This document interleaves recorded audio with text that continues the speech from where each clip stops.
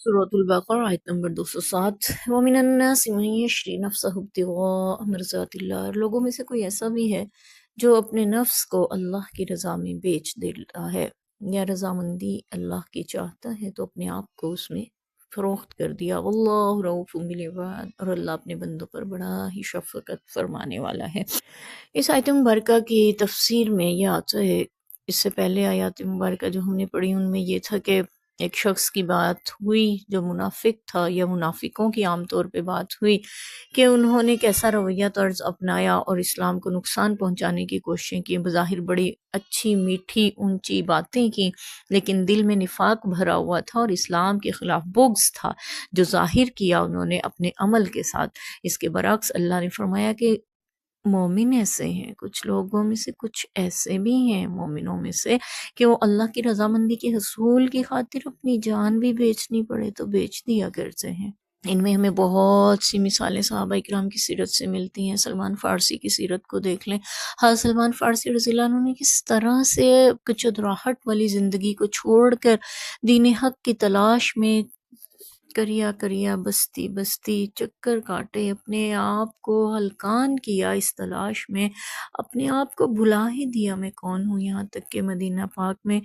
غلامی کی حالت میں پہنچے تو نبی پاک صلی اللہ علیہ وسلم نے ان کو خرید کر آزاد فرمایا۔ تو پھر ان سے کوئی پوچھتا بھی تھا کہ آپ کا نسب کیا ہے تو وہ یہ نہیں بتاتے کہ وہ جتنی کسی چودھری کا کسی وڈیرے کا بیٹا، بلکہ کہا کرتے تھے سلمان بن اسلام، سلمان اسلام کا بیٹا ہے۔ اور نبی پاک صلی اللہ علیہ وسلم نے ان کی قدردانی یہ فرمائی کہ ان کو اہل بیت میں شمار فرما دیا، اور آپ نے فرمایا تھا سلمان میرے اہل بیت میں سے ہے۔ خندق کے دن ان کو یہ مقام حاصل ہوا جب انہوں نے مشورہ دیا تھا خندق کھودنے کا۔ اسی طرح صہیب رومی رضی اللہ عنہ کے بارے میں بھی آتا ہے کہ وہ جب ہجرت کر کے مدینہ کی طرف نکلے ہیں تو مشرکین مکہ نے ان کے اوپر حملہ کر دیا اور ان کو روکنا چاہتا، انہوں نے کہا تھا تم میرا رستہ نہیں روک سکتے جب تک میرے ترکش میں سے تیر ختم نہ ہو جائے، میں کسی کو آگے نہیں بڑھنے دوں گا، پھر جب تک میرے ہاتھ میں تلوار رہے گی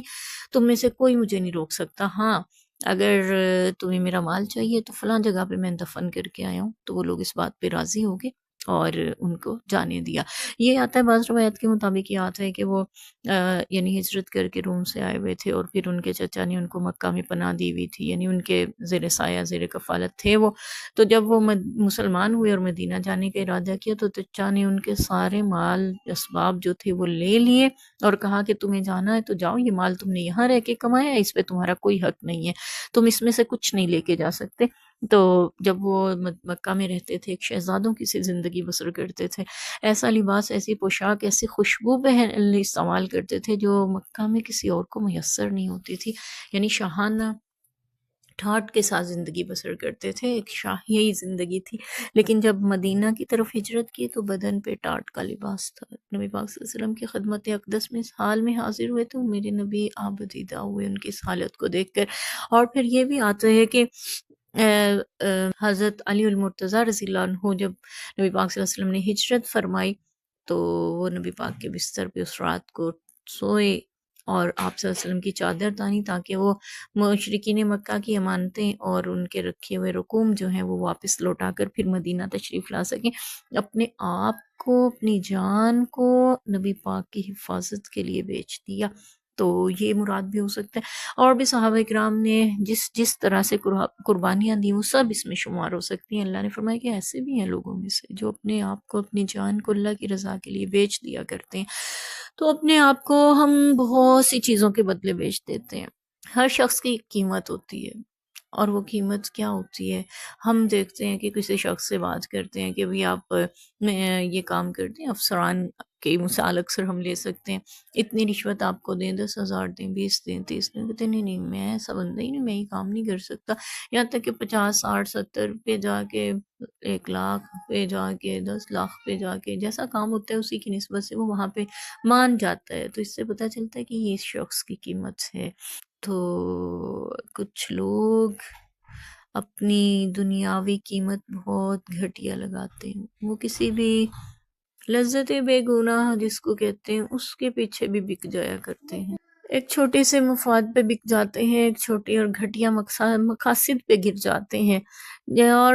اسی پہ اپنے آپ کو، اپنی جان کو، اپنے نفس کو بیچ ڈالتے ہیں، جبکہ صحابہ اکرام کے مقاصد بہت بلند تھے کہ اپنی جان، اپنی مال، اپنا سب کچھ قربان کیا تو اللہ کے دین کی خاطر، اس کی سربلندی کے لیے، نبی پاک صلی اللہ علیہ وسلم کی حفاظت کے لیے اور دین اسلام کی سرفرازی کے لیے، اللہ کی رضامندی کے لیے، یہ سب کچھ وہ رب کبریا کی رضا کے لیے کرتے تھے۔ ہمارا ایمان تو اتنا کمزور ہو چکا آج کے دور میں کہ منافق بھی شاید کچھ زیادہ مضبوط ایمان والے ہوں کہ وہ فجر اور عشاء کی نماز میں بھی پہنچتے تھے تاکہ کسی کو شک نہ ہو سکے کہ وہ منافق ہیں۔ ہم اگر ان کے سامنے خود کو رکھ کے ان کے ایمان کے سامنے اپنے ایمان کا موازنہ کریں تو محسوس ہوتا ہے ہم تو ان سے بھی گئے گزرے درجے میں ہیں۔ اللہ تعالیٰ ہمیں ایمان کی مضبوطی عطا فرمائے، اللہ تعالیٰ ہمیں تقوی اور صحابہ کرام کی سیرت سے کچھ سبق لینے کی توفیق عطا فرمائے۔ صحابہ کرام نے اپنا سب کچھ قربان کیا اللہ کی رضامندی کے حصول کی خاطر۔ ان کی زندگی کا مقصد اللہ کی رضامندی تھا، حصول تھا۔ ان کی زندگی کا مقصد پیسہ بنانا، شہرت حاصل کرنا، لوگوں میں اپنی داد وصول کرنا کبھی بھی نہیں رہا۔ وہ صرف اور صرف اپنے رب کی مرضی و منشا چاہتے تھے، میرا رب کس بات میں راضی۔ یہ تب ہوتا ہے جب انسان کو محبت ہوتی ہے اپنے رب سے، اپنے رب کے حبیب سے، اپنے حبیب مصطفیٰ صلی اللہ علیہ وسلم سے، اور جب یہ محبت ہو جاتی ہے پھر انسان کے لیے کچھ بھی قربان کرنا مشکل نہیں رہتا۔ یہاں تک کہ ہم اس کی بے شمار مثالیں صحابہ اکرام کی سیرت سے لے سکتے ہیں۔ نبی پاک صلی اللہ علیہ وسلم نے ایک صحابی رسول کا مکان دیکھا جو تعمیر کو پہنچ چکا تھا اور کھڑکی بنا رہے تھے، تو آپ نے فرمایا یہ کس لیے بنا رہے ہو؟ عرض کیا کہ رسول ہوا کے لیے، تازہ ہوا آتی رہے اور کمرے کی بوسیدہ ہوا باہر خارج ہو۔ آپ نے فرمایا کاش تم نے اس نیت سے بنائی ہوتی کہ اذان کی آواز آئی، ہوا نے تو آ ہی جانا تھا۔ وہ سن گئے، سن کے خاموش ہو گئے۔ نبی پاک صلی اللہ علیہ وسلم گزرے، چند دن کے بعد دیکھا پھر سے وہ مکان بنا رہے اور اسی جگہ پہ پہنچے ہوئے کھڑکی بنا رہے ہیں۔ آپ نے دریافت کیا یہ کیا؟ عرض کرنے لگے اللہ کے رسول اب میں نے اس نیت سے اس کھڑکی کو بنایا، اس کو گرا دیا تھا، مٹا دیا تھا اللہ کے رسول، اب نیت یہ کی ہے کہ ہاں اذان کی آواز آئے گی۔ یہ نبی پاک صلی اللہ علیہ وسلم سے محبت تھی۔ یہ نہیں دیکھا میں نے کتنی مشقت محنت کی ہے، چلو اب نیت کر لیتا ہوں، نہیں، دوبارہ سے اپنے عمل کی بنیاد رکھی۔ نبی پاک صلی اللہ علیہ وسلم نے مردوں کے لیے سونے کو حرام قرار دیا، صحابی رسول نے ہاتھ میں سونے کی انگوٹھی پہنی، میرے نبی نے چہرہ اقدس کو پھیر لیا، اس کی طرف، ان کی طرف دیکھنا گوارا نہیں کیا، اور اس صحابی رسول نے انگوٹھی اتار کے پھینک دی، یا بعض روایت کے مطابق نبی پاک صلی اللہ علیہ وسلم نے خود انگوٹھی کو اتار کے پھینک دیا اور ناگواری سے اس کو دیکھا۔ تو جب آپ صلی اللہ علیہ وسلم تشریف لے گئے تو صحابہ نے کہا اس سے کہ آپ یہ انگوٹھی اٹھا لیں، استعمال کر لیجئے گا، کسی اور کام میں لے آئے گا۔ کہنے لگے میں اس چیز کو ہاتھ لگاؤں